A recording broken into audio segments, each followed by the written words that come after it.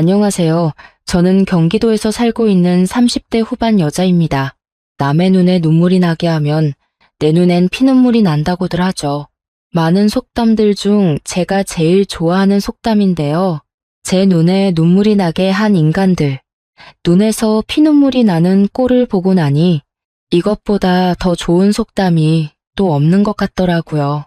시어머니의 배신으로 인한 이혼이란 그 어떤 복수를 해도 나아질 순 없었지만 적어도 후회는 없을 정도로 할 수 있는 모든 것은 다 했기에 지금의 제 삶은 결혼 생활을 할 때보단 조금 더 행복하답니다. 그러면 제가 어떤 이혼을 하게 되었고 지금은 어떻게 살고 있는지 이야기 한번 들어보실래요? 저랑 남편 사이에서 본격적으로 뭔가 이상하다는 생각이 들기 시작한 건 결혼 3년 차가 되던 해부터였어요. 시어머니는 시중은행에서 30년 넘게 근무하신 분이셨거든요. 퇴직하신 후에도 동네에서는 금융 전문가로 통하고 계셨어요. 대출 받으려는 사람들 상담해 주시고 투자 조언도 해주시면서 동네에서는 꽤 유명하신 분이셨죠. 그런 분이니까 저도 처음엔 시어머니를 많이 믿었거든요. 그런데 결혼한 지 3년 정도 지났을 때 시어머니가 갑자기 제게 이상한 부탁을 하기 시작하신 거예요. 처음엔 정말 사소한 것부터 시작이었어요. 애야, 너 이번에 대출 보증을 좀 서줘야겠다. 갑자기 뭔 소리인지 싶어서 저도 깜짝 놀랐죠. 대출 보증이요? 갑자기 왜요? 시누이가 사업을 시작한다는데 자금이 필요하더라. 3천만 원 정도면 될 것 같은데 말이야. 시누이가 사업을 한다는 얘기는 처음 들어보는 거였어요. 그런데 갑자기 제가 보증을 서야 한다니까요. 그런데 왜 제가 서야 해요? 남편이 서면 되는 거 아닌가요? 복잡하게 생각하지 말고 며느리가 서는 게 절차상 더 간단해. 내가 은행에 오래 다녔으니까 이런 건 잘 알거든. 빨리빨리 처리해 줄 수도 있고. 뭔가 이상했지만 시어머니가 워낙 확신에 차서 말씀하시는 거라 거절하기가 좀 어렵더라고요. 게다가 시누이 사업이라고 하시니까 가족 일이잖아요. 그래서 일단은 알겠다고 했는데 그날 밤부터 계속 찜찜한 기분이 들더라고요. 다음날 시어머니가 주신 서류들을 살펴보는데 뭔가 내용이 좀 복잡하게 되어 있는 거예요. 그래서 제가 직접 그 은행에 가서 물어봤거든요. 은행 직원한테 이 대출이 뭔지 설명 좀 해달라고 했더니 깜짝 놀랄 일이 벌어진 거예요. 고객님, 이 대출은 개인 투자 자금으로 신청되어 있는데요. 신청인도 고객님 시어머니로 되어 있고요. 네, 시누이 사업자금이라고 들었는데요. 아니에요. 여기 보시면 주식 투자 목적으로 되어 있어요. 그때 정말 머리가 띵했어요. 시어머니가 저한테 거짓말을 하신 거였거든요. 시누이 사업자금이라고 하셨는데 실제로는 본인 주식 투자 돈이었던 거예요. 그런데 이미 서명을 다 해버린 상태였어요. 어떻게 해야 할지 정말 막막했죠. 집에 돌아와서 남편한테 이 얘기를 했더니 남편은 별로 심각하게 받아들이지 않더라고요. 엄마가 그냥 말을 잘못하신 거 아닐까? 어차피 가족끼리 하는 일인데 가족끼리라고 해도 거짓말은 안 되는 거 아니야? 너무 예민하게 받아들이지 마. 엄마가 우리한테 해를 끼칠 리는 없잖아. 남편은 그냥 넘어가자는 식이었어요. 그때부터 뭔가 이상하다는 생각이 들기 시작했어요. 시어머니도 그렇고 남편도 그렇고 뭔가 저만 모르는 게 있는 것 같다는 기분이었거든요. 그렇게 6개월 정도 지났을 때 또 이상한 일이 생겼어요. 시아버지가 교통사고를 당하신 거예요.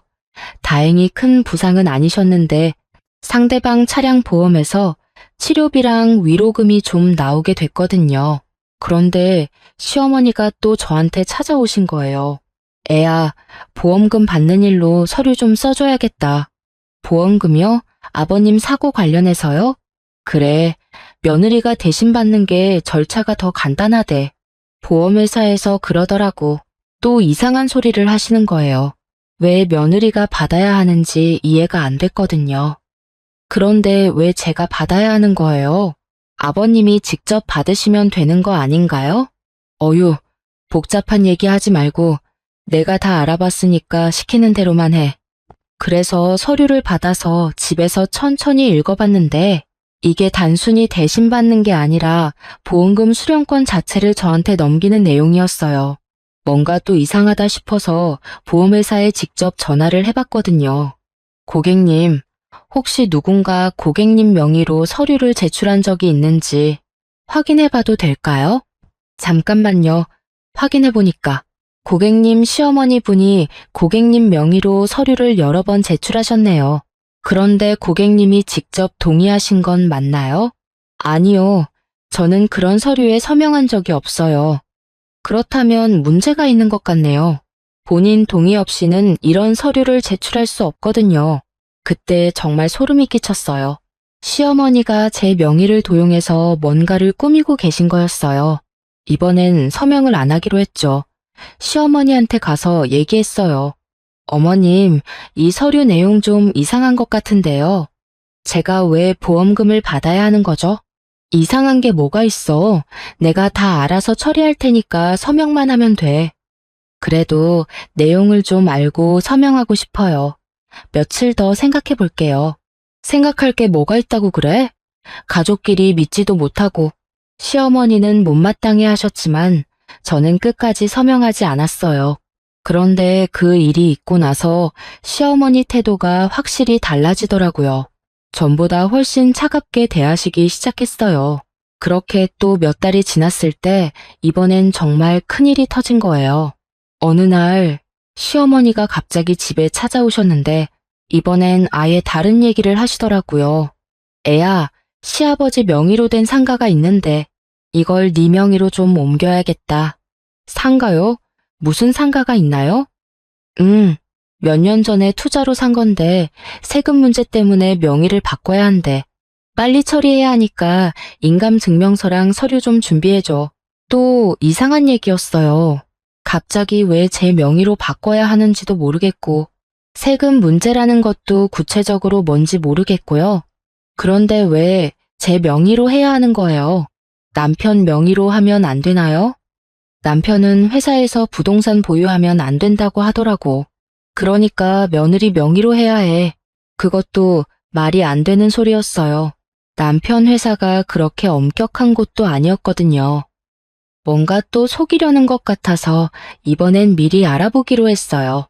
다음날 구청에 가서 그 상가 등기부등본을 떼어봤는데 정말 깜짝 놀랄 일이 벌어져 있었어요. 그 상가가 2년 전부터 담보대출 때문에 압류되어 있는 상태였던 거예요. 그러니까 시어머니가 제 명의로 옮기려는 이유는 그 빚을 저한테 떠넘기려는 거였던 거죠. 그때 정말 충격이었어요. 시어머니가 진짜로 저를 속이고 계셨구나 하는 생각이 확실해진 거였어요. 처음 대출보증 서는 것부터 시작해서 보험금 얘기, 그리고 이번 부동산 명의 이전까지 전부 다 저를 이용해서 뭔가 나쁜 일을 꾸미려는 거였어요. 집에 돌아와서 남편한테 얘기했죠. 여보, 어머님이 나한테 이상한 일들을 시키고 계셔. 이것 좀 봐. 등기부등본이랑 그동안 모았던 자료들을 다 보여줬어요. 어머님이 내 명의로 계속 이상한 일들을 하려고 하시는데 이게 다 문제가 있는 일들이야. 그런데 남편 반응이 정말 실망스러웠어요. 그럴 리가 없어. 우리 엄마가 그런 분이 아니야. 증거가 여기 다 있잖아. 등기부등본도 있고 은행에서 확인한 것도 있고 엄마한테 직접 물어볼게. 분명히 오해가 있을 거야. 오해? 이게 다 오해라는 거야? 당신이 엄마를 너무 의심하는 것 같아. 엄마가 당신한테 나쁜 짓을 할 이유가 뭐가 있겠어? 정말 답답했어요. 남편은 끝까지 시어머니 편만 드는 거예요. 결혼한 지 6년 동안 단 한 번도 제 편을 들어준 적이 없었는데 이번에도 마찬가지였죠. 그때부터 저는 혼자서라도 뭔가 해야겠다고 마음먹었어요. 더 이상 당하고만 있을 수는 없었거든요. 우선 증거부터 제대로 모아보기로 했어요. 시어머니와 대화할 때마다 핸드폰으로 녹음을 시작했어요. 처음엔 좀 그렇긴 했지만 저를 보호하기 위해서는 어쩔 수 없다고 생각했거든요. 그리고 시어머니가 주신 서류들도 전부 다 복사해서 따로 보관해 두었어요. 또 인터넷으로 법무법인들 찾아보면서 상담 문의도 해봤어요. 변호사님한테 상황을 설명하니까 이게 정말 심각한 문제라고 하시더라고요. 이건 명의도용이면서 동시에 사기 행위에 해당할 수 있어요. 증거를 더 확실하게 모으시는 게 좋겠어요. 어떤 식으로 증거를 모아야 할까요? 녹음은 잘하고 계시고 서류 원본들도 확보하시면 좋겠어요. 그리고 금융기관이나 관공서에서 확인받은 것들도 문서로 남겨두세요. 변호사님 얘기를 들으니까 제가 지금까지 한 게 맞는 방향이었던 것 같아서 다행이었어요. 그렇게 몇 달 동안 계속 증거를 모으고 있었는데 어느 날 정말 결정적인 증거를 발견하게 되었어요. 시어머니 집에 갔다가 우연히 발견한 건데 시어머니가 잠깐 마트에 가신다고 나가신 사이에 화장실을 이용하러 갔거든요. 그런데 화장실 가는 길에 서재문이 열려 있는 거예요. 평소 같으면 그냥 지나갔을 텐데 그날따라 뭔가 이상한 기분이 들어서 슬쩍 들여다봤어요. 그런데 책상 위에 제 이름이 적힌 서류들이 쌓여 있는 거예요. 가까이 가서 보니까 정말 충격적이었어요. 제 인감도장으로 찍힌 각종 서류들이 있었거든요.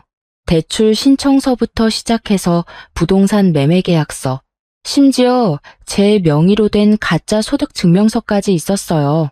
시어머니가 제 몰래 이런 서류들을 만들어두고 계신 거였어요. 너무 놀라서 손이 떨렸지만 일단 핸드폰으로 사진을 다 찍어뒀어요. 그리고 몇 개는 원본을 가져왔어요. 시어머니가 돌아오시기 전에 얼른 나왔는데 심장이 터질 것 같았어요.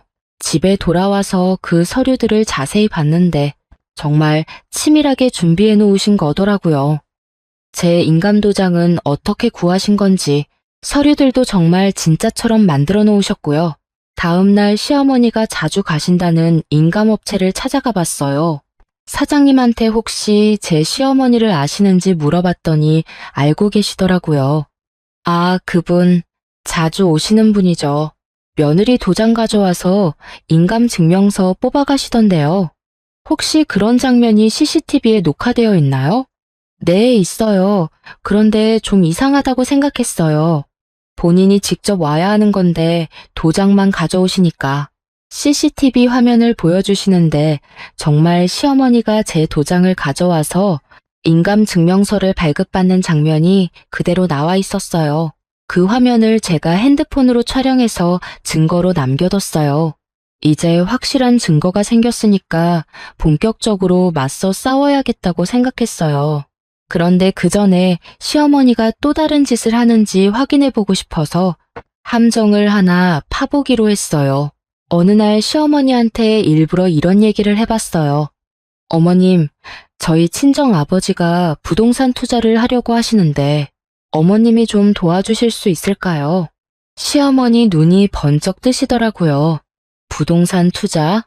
얼마나 큰 금액이야? 한 5억 정도 될 것 같아요. 5억? 와, 그 정도면 큰 건데 당연히 도와줘야지. 내가 전문가니까 믿고 맡겨도 돼. 그러더니 바로 다음에 하신 말씀이 정말 놀라웠어요. 그런데 일단은 네 명의로 계약하는 게 좋겠다. 세금 문제도 있고 나중에 친정아버지 명의로 바꾸면 되니까. 제 명의로요? 왜 그래야 하는 거예요? 그렇게 하면 세금도 안 내고 깨끗하게 처리할 수 있어. 내가 이런 일은 전문가니까 믿어도 돼. 그 순간 모든 대화를 녹음하고 있었거든요. 시어머니가 자신의 사기 수법을 직접 설명해 주시는 거였어요. 정말 완벽한 증거였죠. 며칠 후에 시어머니가 또 저한테 서류를 가져오셨어요.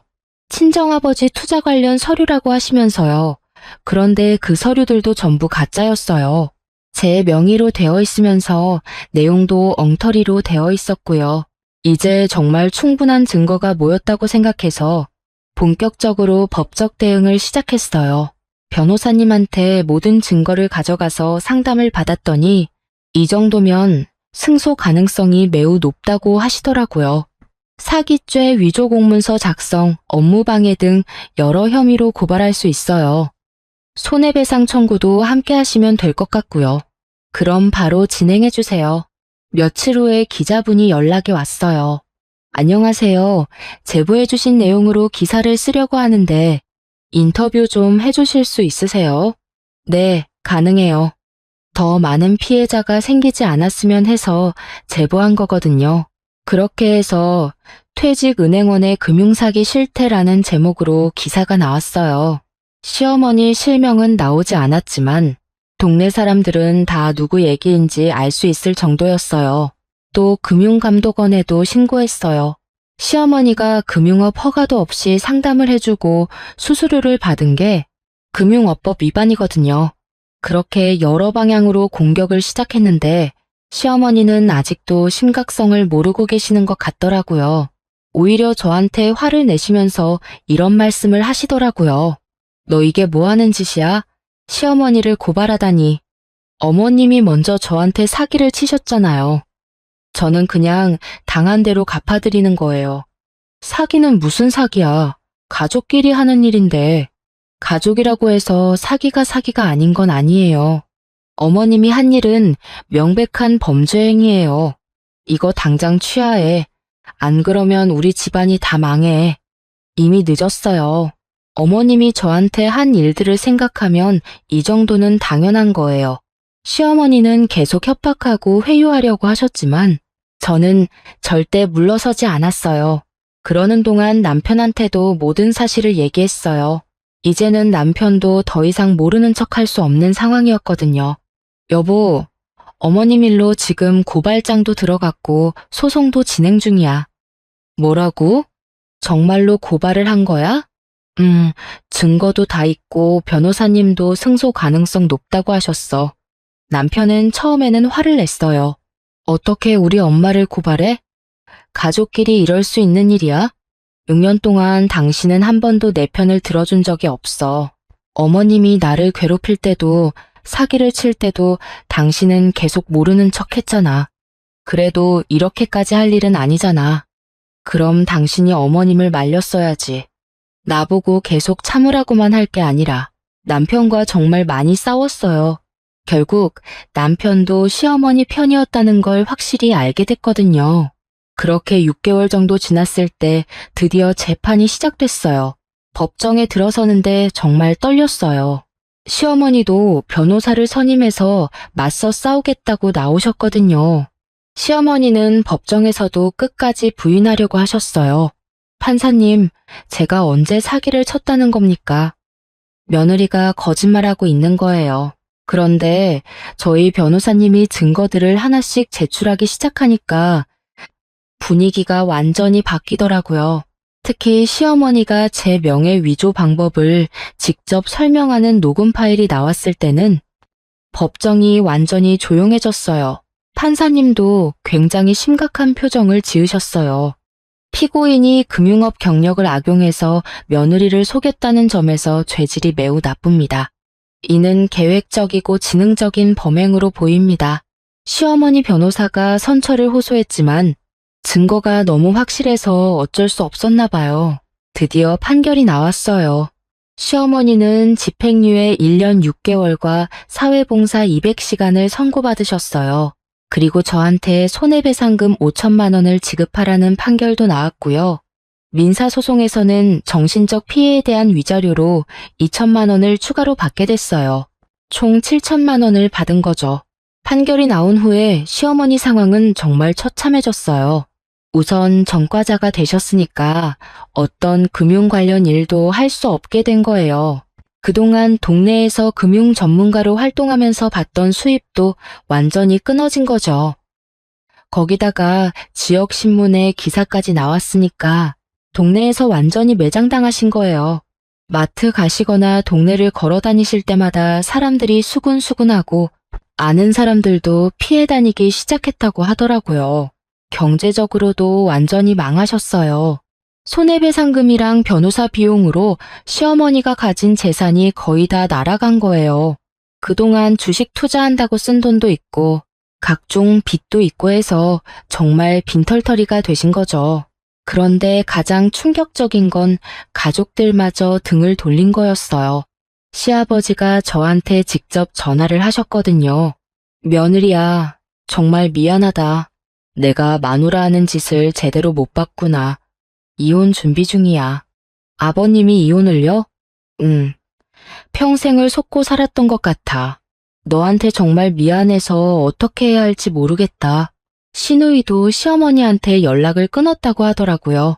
시누이 명의로 사업자금 대출을 받는다고 했던 게 다 거짓말이었다는 걸 알고 나서 완전히 화가 난 거예요. 우리 가족이 다 망한 건 어머니 때문이에요. 언니한테 정말 죄송해요. 시누이가 저한테 울면서 사과 전화를 하더라고요. 그렇게 시어머니는 완전히 혼자가 되신 거예요.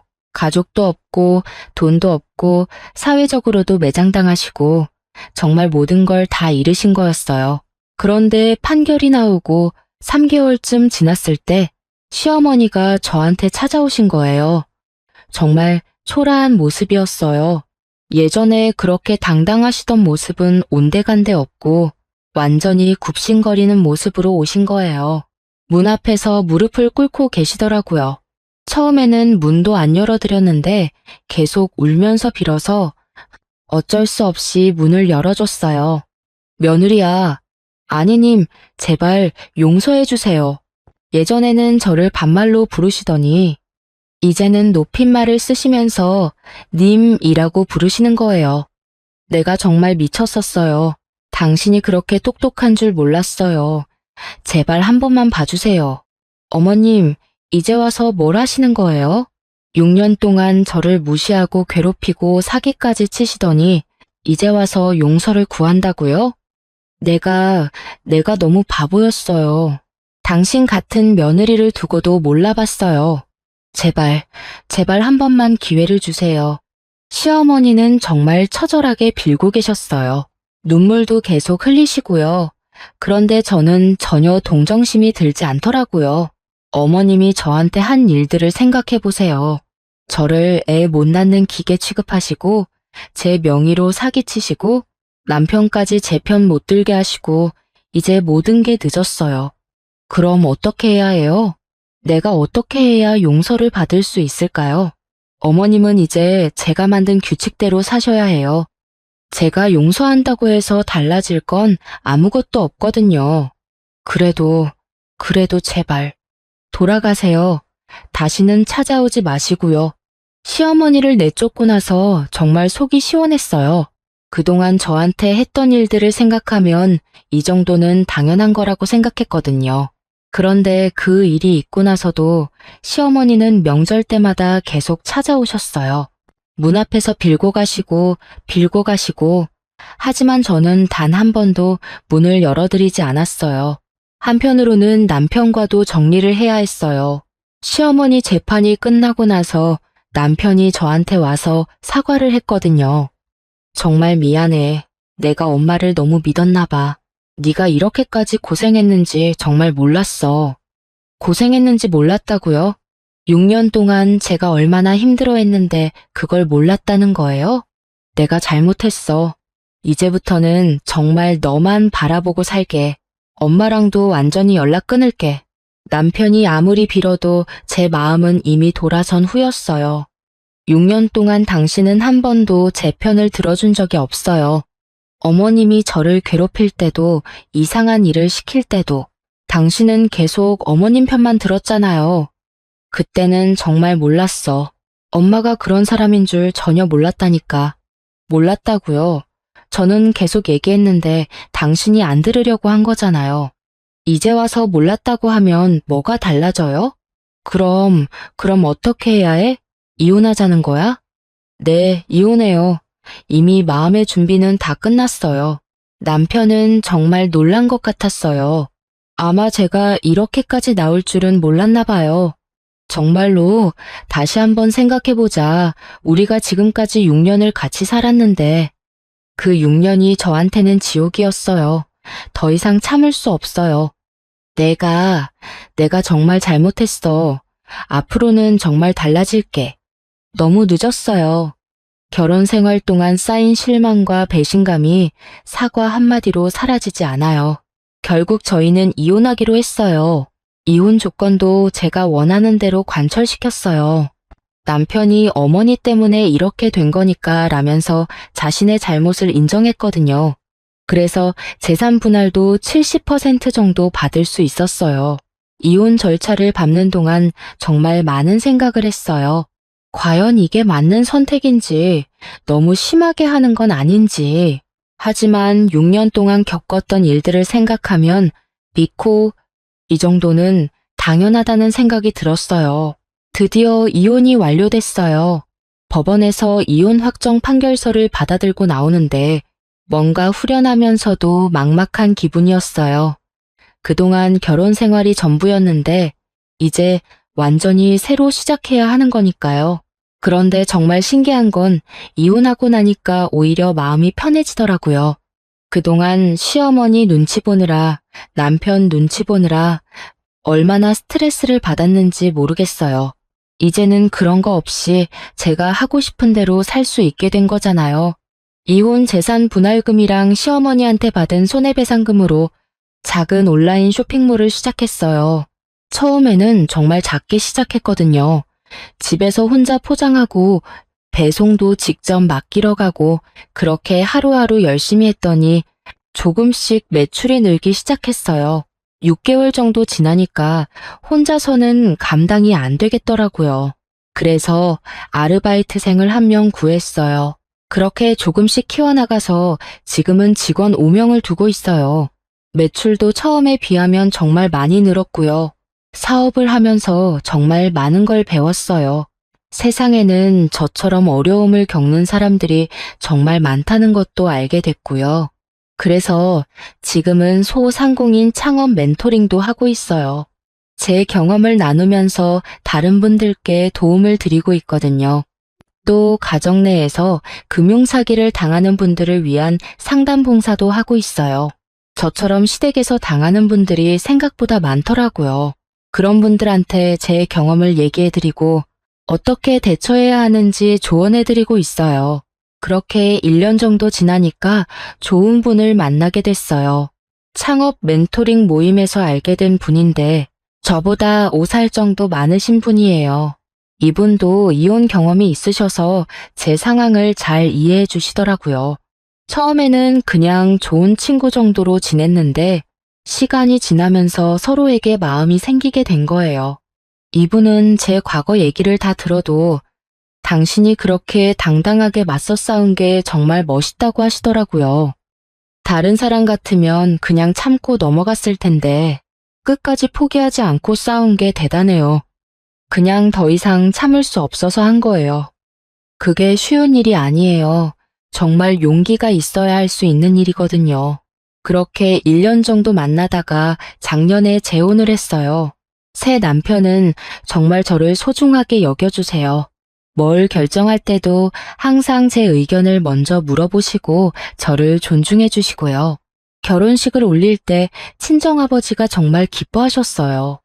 이제야 우리 딸이 진짜 행복해질 수 있겠구나. 아빠도 그동안 정말 걱정 많으셨죠? 많이 걱정됐지. 그런데 이제 좋은 사람 만났으니까 정말 다행이야. 새 남편과 함께 작은 카페도 시작했어요. 온라인 쇼핑몰은 제가 맡고 카페는 새 남편이 주로 운영하시는데 서로 도와가면서 하고 있어요. 바쁘긴 하지만 정말 행복한 나날들을 보내고 있어요. 그런데 작년 여름에 정말 우연히 전 남편과 시누이를 만나게 됐어요. 대형마트에서 새 남편과 함께 장을 보고 있었는데 저쪽에서 혼자 장을 보고 있는 전 남편이 보이는 거예요. 전 남편은 정말 초라해 보였어요. 옷차림도 예전과는 달리 너무 수수하고 얼굴도 많이 야위어 보이고요. 옆에 시누이도 있었는데 시누이도 많이 피곤해 보이더라고요. 저는 당당하게 다가가서 인사했어요.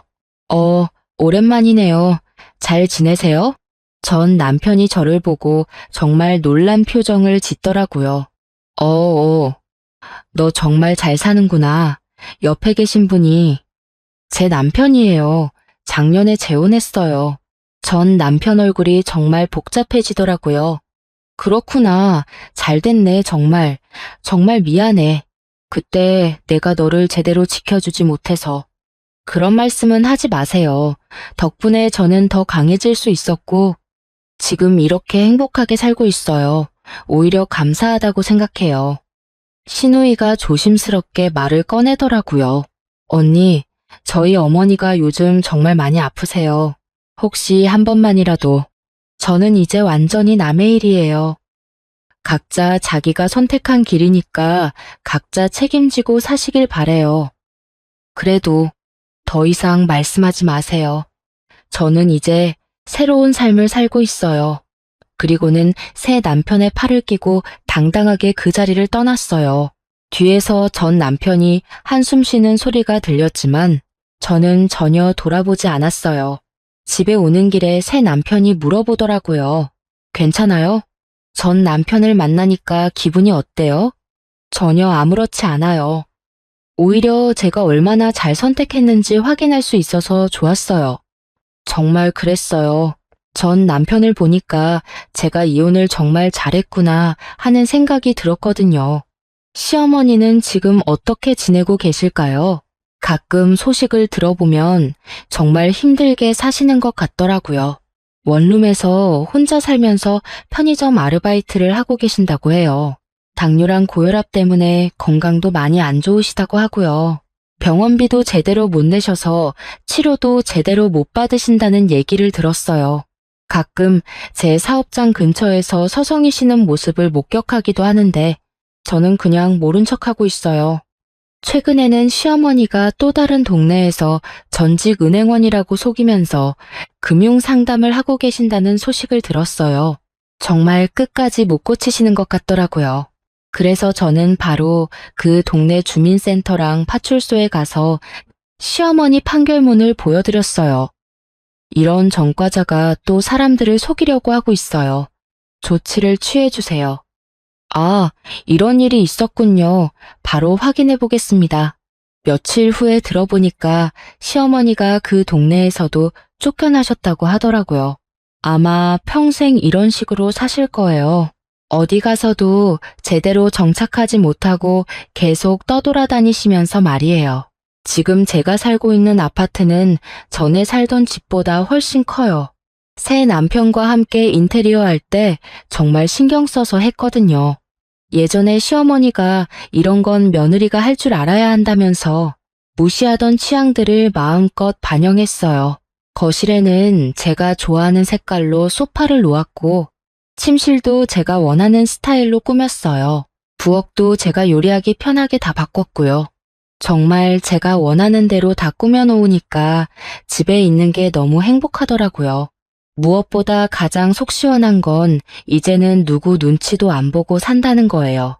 시어머니 눈치, 남편 눈치 보면서 살 때와는 정말 달라요. 지금은 제가 하고 싶은 대로, 제가 원하는 대로 살 수 있거든요. 사업도 잘 되고, 새 남편과의 관계도 좋고, 건강도 괜찮고, 정말 모든 면에서 예전보다 훨씬 나아졌어요. 가끔 과거를 돌아보면 그때 그 힘든 상황에서 포기하지 않고 끝까지 싸웠기 때문에 지금의 행복이 있다고 생각해요. 만약 그때 그냥 참고 넘어갔다면 지금도 시어머니한테 시달리고 있을 거고 남편의 무관심 속에서 살고 있었을 거예요. 얼마 전에는 정말 재밌는 일이 있었어요. 동네 마트에서 장을 보고 있는데 시어머니 친구분이 저를 알아보시더라고요. 어머, 너 누구지? 아, 맞다. 동은이 전 부인이구나. 네, 안녕하세요. 어머나, 너 정말 잘 살고 있네? 옷도 좋은 거 입고 얼굴도 좋아 보이고 사업한다며? 네, 작은 사업이지만 잘 되고 있어요. 그런데 너희 시어머니는 참 안 됐더라. 지금 혼자 살면서 아르바이트 하고 있다던데. 그렇군요. 너도 한 번쯤은 안부라도 물어보지 그래? 그래도 6년이나 시어머니였는데 그때 제가 뭐라고 대답했는지 아세요? 그분이 저한테 한 일들을 생각하면 제가 안부를 물어볼 이유는 없어요. 오히려 지금 이렇게 사시는 것도 당연한 거라고 생각해요. 그분이 깜짝 놀라시더라고요. 아마 제가 이렇게 당당하게 얘기할 줄 몰랐나 봐요. 예전에 저였다면 그래도 한 번쯤은 이런 식으로 말했을 텐데 이제는 전혀 그런 마음이 없어요. 마트에서 나오면서 정말 뿌듯했어요. 아, 내가 정말 달라졌구나 하는 생각이 들었거든요. 요즘은 새로운 계획도 세우고 있어요. 온라인 쇼핑몰을 더 키우고 싶어서 투자자들도 만나보고 있고 카페도 체인점으로 늘려볼 생각이에요. 새 남편도 정말 적극적으로 도와주고 계시고요. 당신은 정말 대단한 사람이야. 그런 어려운 상황에서도 포기하지 않고 여기까지 온 게. 새 남편이 가끔 이런 얘기를 해주실 때마다 정말 행복해요. 저를 이렇게 인정해주고 존중해주는 사람이 있다는 게 얼마나 소중한지 몰라요. 그리고 최근에는 정말 기쁜 소식이 하나 더 있어요. 제가 임신을 했거든요. 새 남편과의 사이에 아이가 생긴 거예요. 아직 초기라서 조심스럽긴 하지만 정말 기뻐요. 예전에 전 남편과 있을 때는 아이 때문에 그렇게 스트레스를 받았는데 지금은 정말 자연스럽게 생긴 거예요. 역시 마음이 편해야 모든 게 잘 되는 것 같아요. 새 남편은 아이 소식을 듣고 정말 기뻐하셨어요. 우리 아이가 정말 예쁘게 태어날 거야. 당신을 닮아서 말이야. 저를 닮으면 고생할 텐데요. 고생은 무슨 고생이야. 당신처럼 강하고 똑똑하게 자라면 얼마나 좋겠어. 이런 얘기를 들으면 정말 눈물이 날 것 같아요. 전 남편은 한 번도 저를 이렇게 예쁘게 봐준 적이 없었거든요. 아이가 태어나면 정말 잘 키울 거예요. 제가 겪었던 것처럼 시댁에서 고생하는 일은 절대 없게 해줄 거고요. 새 남편 부모님들도 정말 좋으신 분들이라서 걱정이 없어요. 시어머니는 이 소식을 아실까요? 아시게 되면 정말 후회하실 것 같아요. 자기가 괴롭히던 며느리가 이렇게 행복하게 살고 있다는 걸 알게 되시면 말이에요. 정말 아이러니하죠. 시어머니가 그렇게 원하던 손자를 제가 다른 남자와의 사이에서 낳게 되다니. 그것도 시어머니는 평생 볼 수 없는 아이를 말이에요. 가끔 상상해봐요. 시어머니가 동네에서 제 아이를 보게 되는 상황을. 아마 정말 후회하실 것 같아요. 내가 저 아이의 할머니가 될 수도 있었는데 하면서 말이에요. 그런데 그런 일은 절대 일어나지 않을 거예요. 제가 절대 허용하지 않을 거거든요. 제 아이는 시어머니 같은 사람과는 평생 관계없이 살 거예요. 이제 정말 모든 게 완벽해졌어요. 사업도 잘 되고 좋은 남편도 만났고 아이도 생기고 반면에 시어머니는 혼자서 힘들게 살고 계시고 전 남편도 재혼 못하고 혼자 있고 이보다 더 완벽한 복수가 어디 있겠어요. 진짜 복수는 상대방을 망하게 하는 것보다 내가 그들보다 훨씬 더 행복하게 사는 거라고 생각해요. 지금 시어머니는 혼자서 힘들게 살고 계시고 또 전 남편도 재혼도 못하고 혼자 살고 있어요. 시누이도 어머니 간병하느라 고생하고 있고요. 반면에 저는 사업도 성공했고 좋은 사람과 재혼해서 행복하게 살고 있어요. 이게 진정한 승리가 아닐까요? 마지막으로 정말 하고 싶은 얘기가 있어요. 혹시 지금 저와 비슷한 상황에 있는 분들이 계시다면 정말 포기하지 마세요. 힘들더라도 끝까지 싸우세요. 저처럼 반드시 이길 수 있어요. 그리고 가족이라는 이름으로 여러분을 괴롭히는 사람들이 있다면 절대 참지 마세요. 가족이라고 해서 뭘 해도 되는 건 아니거든요. 잘못된 건 잘못됐다고 당당하게 맞서야 해요. 저는 6년 동안 참았지만 그 6년이 정말 지옥 같았어요. 더 일찍 맞서 싸웠으면 더 일찍 행복해질 수 있었을 거예요. 그러니까 여러분은 저처럼 오래 참지 마시고 빨리 행동에 나서세요. 세상에는 여러분을 도와줄 사람들이 정말 많아요. 변호사, 상담사, 경찰, 그리고 같은 경험을 한 사람들. 혼자가 아니에요. 도움을 요청하는 것도 용기거든요. 저는 이제 정말 행복해요. 과거의 상처는 다 아물었고 앞으로 더 행복한 일들만 기다리고 있어요. 시어머니와 전 남편은 평생 후회하면서 살 거고 저는 평생 행복하게 살 거예요. 이게 진정한 승리죠. 복수는 상대를 망하게 하는 게 아니라 내가 더 행복해지는 거예요. 저는 그걸 증명해냈고 앞으로도 계속 증명해 나갈 거예요. 지금도 가끔 시어머니가 어디서 뭘 하고 계시는지 확인하고 있어요. 또 다른 사람을 속이려고 하시면 바로 신고할 거거든요. 앞으로도 저는 더 열심히 살면서 시어머니와 전 남편이 절대 따라올 수 없을 만큼 성공할 거예요. 그게 진짜 복수라고 생각하거든요. 마지막으로 정말 중요한 얘기를 하나 더 하고 싶어요. 저는 지금도 가끔 시어머니가 꿈에 나와요. 그런데 예전처럼 무서운 꿈이 아니라 시어머니가 저한테 빌고 있는 꿈이에요. 꿈에서도 시어머니는 계속 용서해달라, 내가 잘못했다고 하시더라고요. 꿈에서 깨면 정말 기분이 좋아요. 아, 내가 정말 이겼구나 하는 생각이 들거든요. 6년 동안 저를 괴롭히던 그 사람이 이제는 저한테 빌고 있다니까요.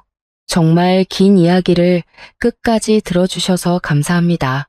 남의 눈에 눈물 나게 하면 내 눈에 피눈물 난다는 말 정말 맞는 것 같아요. 시어머니는 지금 피눈물을 흘리고 있을 거고 저는 행복의 눈물을 흘리고 있거든요. 여러분도 모두 저처럼 행복하게 사셨으면 좋겠어요. 절대 포기하지 마시고 끝까지 싸우세요. 반드시 이길 수 있어요. 감사합니다.